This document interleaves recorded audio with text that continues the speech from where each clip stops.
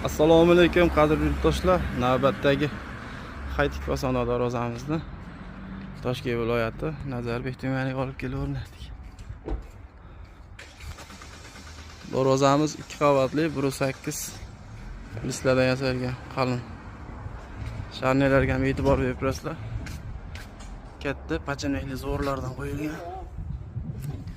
Oldiga ochiladi. Darvozamizni kichkina attenni eshigi ham bor.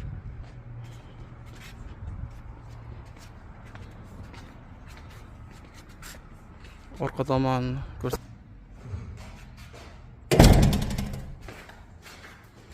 darvozamizning orqa tomoni ham tekis qilib ishlangan.